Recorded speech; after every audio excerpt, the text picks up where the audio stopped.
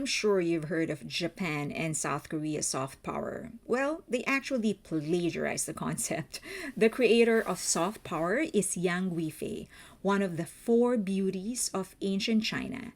Yang Guifei's story is a dazzling tale of beauty, love, and let's be honest, a little bit of awkward family drama.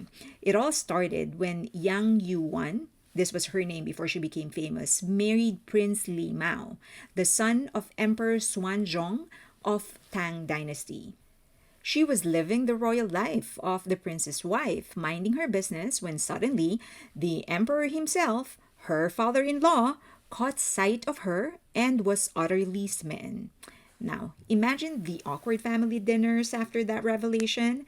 Emperor Xuanzong couldn't stop thinking about her.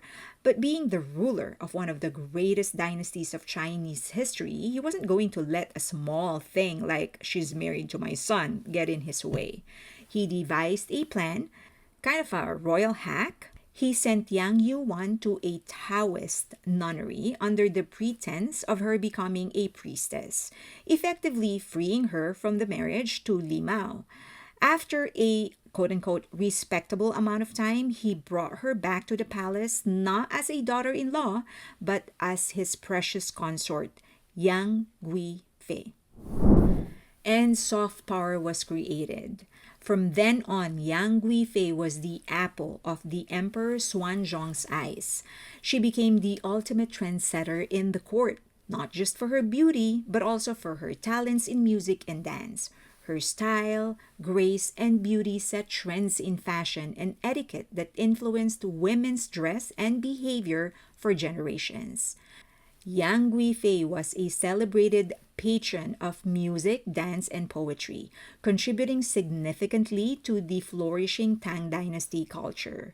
Her support of court musicians and poets fostered creativity and innovation, cementing the Tang Dynasty as a golden age of Chinese art. Her beauty and charm helped smooth over tensions within the court and with foreign dignitaries. Did I mention she created soft power? Falling madly in love, and all of this further enchanted the emperor. He started skipping important state meetings to hang out with her. One of the most famous incidents occurred during the annual King Ming Festival, a time when emperors were traditionally expected to honor their ancestors with solemn rituals and prayers. Instead of participating in this important ceremony, Emperor Xuanzong chose to skip the official rites and spend time with Yang Guifei, holding hands while walking in their lush imperial gardens.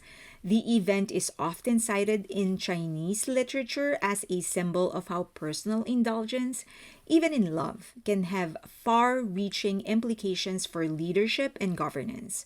It painted a vivid picture of Xuanzong's devotion to Yang Guifei, a love that both enchanted and doomed his reign. Of course, all of this favoritism ruffled a few feathers at court, especially when Yang Guifei's relatives started getting cushy government jobs. We all have that one relative. One particular relative abused this influence, Yang Guifei's cousin, Yang Guozong. Yang Guozong's rise in the court was meteoric, fueled entirely by nepotism. He went from relatively modest position to holding more titles than anyone can ever count. Think Minister of Whatever I Want this week. He used that power to the hilt. He threw parties bigger than Coachella. Rumor has it that the court officials didn't know whether to eat the food or sell their souls to keep up with his demands. He accepted bribes, often in the form of land, gold, or luxurious gifts. One story claims that he once allocated tax revenue for a region to fund a personal villa for himself. Picking the wrong fight. One of Yang Guozong's most infamous moves was picking a fight with General An Lushan, one of the most powerful military commanders in the empire. Instead of working together for the good of the Tang dynasty, Yang Guozong accused An Lushan of plotting treason. This back and forth bickering escalated tensions, eventually leading to the An Lushan rebellion. This threw the entire empire into chaos. Talk about workplace drama. And that was the beginning of the end. In 756, Emperor Xuanzong and his court fled Chang'an to escape the advancing rebel forces.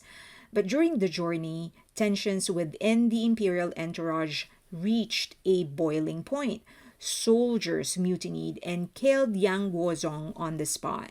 The troops then turned their anger towards Yang Guifei, blaming her for the empire's suffering. They demanded her execution as a condition for their continued loyalty to Emperor Xuanzong. Under immense pressure, the emperor reluctantly ordered Yang Guifei's death. She was strangled by imperial guards on June 15, 756. Emperor Xuanzong was reportedly devastated, but his decision was seen as necessary to preserve the empire. Emperor Xuanzong continued his retreat but abdicated the throne in favor of his son Li Heng. Xuanzong spent his remaining years in relative obscurity.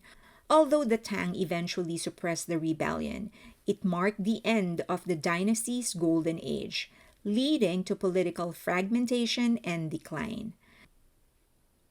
The story of Yang Guifei is a timeless reflection on the interplay of love, power, beauty, and responsibility.